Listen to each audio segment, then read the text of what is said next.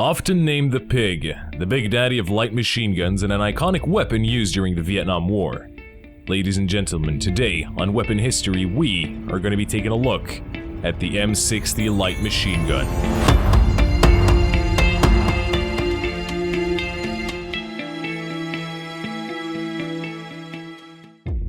The M60, a weapon that has stuck around ever since the old battlefield Vietnam days. Powerful, effective at range, and deadly accurate. The weapon is extremely effective at close to long range and will mow down entire squads without breaking a sweat.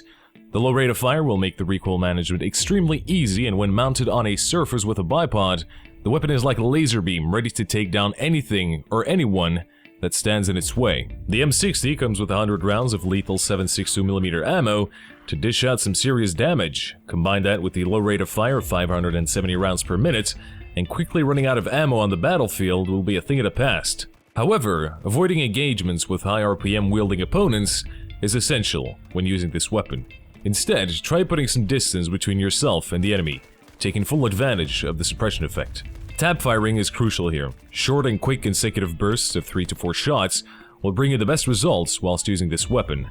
But where does the Pig come from, and who are the people behind it? Let's all take a brief look at the history of the M60.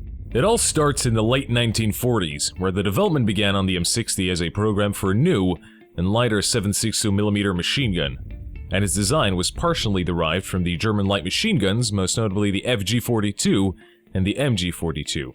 Now, the weapon that would ultimately become the M60 was to replace the M1918 and the M1919A6 Browning machine gun in the squad automatic weapons role. At the time, one of the contestants to replace the Browning rifles was the FN Mag. The US Army officially adopted the M60 in 1957. The decision to adopt the M60 over some foreign designs, like modified versions of the proven German FG-42 or FN Mag, was largely due to the congressional restrictions requiring the presence to be given to the designs of US manufacturers, even though some foreign designs were proven to be superior to the M60. The M60's most notorious nickname was the Pig. The nickname was adopted due to the bulky size of the weapon, but that didn't protect it from the harsh Vietnamese weather conditions like many other weapons in service during the Vietnam War. Because of the hot and humid weather, it made the weapon ineffective very easily, and critical parts like the bolts wore out very quickly. Even so, soldiers did appreciate the weapon on the battlefield, especially the gun handling and its mechanical simplicity. In the 1980s, the weapon was partially replaced with the M249 squad automatic weapon within the Army infantry squads. But not everyone was happy with that decision. Soldiers still prefer the 7.62mm M60 to the smaller caliber M249, who fired the 5.56mm round. Due to many concerns about the M60's reliability, the M60E4 came along. This time weighing in 5 pounds lighter, a forward pistol grip added, and a bipod mounted onto the receiver rather than the barrel. But the weapon still didn't prove durable and its performance was reduced. Then the 90s came along, and so did the new M60E4, the very model we can all enjoy in Battlefield 4. The M60 was manufactured by Sako. They brought a more reliable and durable M60 to the market.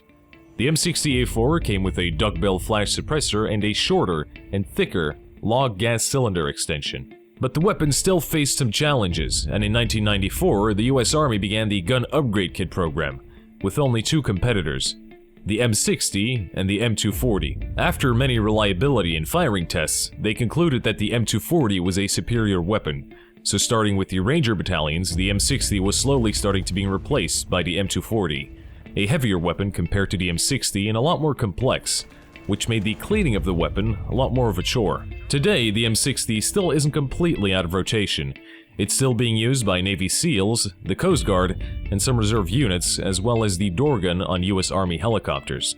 Even though the M60 is still today slowly but surely being phased out, that doesn't take away from its rich and iconic role through history. And the weapon still remains very popular on the silver screen and in our beloved video games. And that, people, isn't going to change anytime soon. I guess you could call it the Desert Eagle of light machine guns.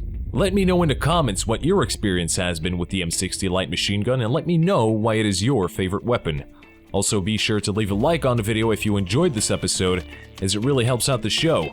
I want to thank you all for watching. I've been Dolce for Weapon History, and I will see you in the next one.